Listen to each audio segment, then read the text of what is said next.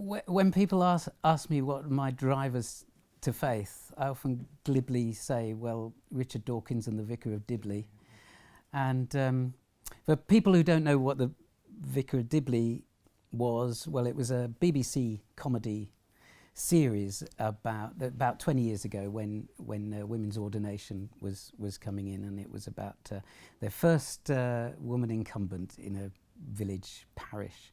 It was very funny with some very peculiar characters, but it presented a very nice, cosy view of the Church of England and of ministry as walking alongside people in their peculiarities, and accepting their peculiarities, accepting people for what they are, and helping to bring out the best in them.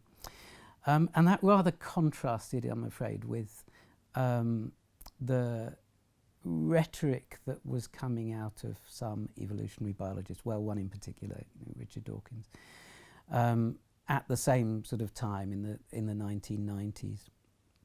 So as an evolutionary biologist, I was reading his work, and I just wanted him to tell me about evolution, I'd read The Selfish Gene when it was published in 1976. I was an undergraduate then. And I read all his books, The Blind Watchmaker and The Extended Phenotype and all the rest of it.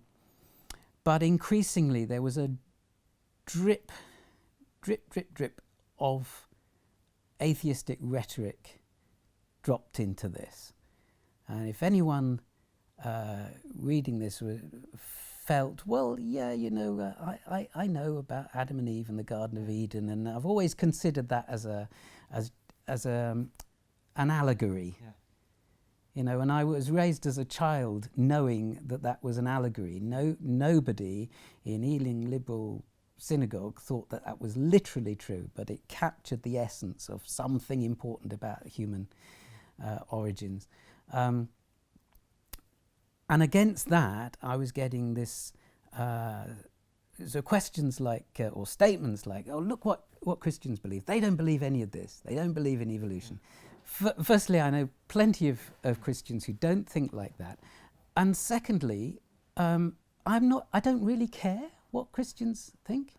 I just want to read about evolution, and yet I'm getting all this anti-religion rhetoric, which actually I'm not interested in. Yeah. And there comes to a point, I think, where when it's drip-fed against a background of actually not wanting to know, when I think I just sort of snapped and said, okay, you so much want me to know about Christianity, I'm going to find out. Quite the opposite, I'm sure, of what Richard Dawkins expected, but hey, he didn't understand his readership.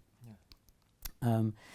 And I was browsing in a second-hand bookshop in Oxford one day and found a book called Belief in God, written by a Jesuit man called Gareth Morris.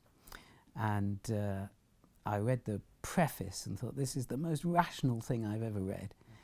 I thought, oh, £1.75, I think that's worth a punt. Yeah. So I bought this book, and it was so beautifully written and got me thinking about things I had not thought about ever, or not in those ways.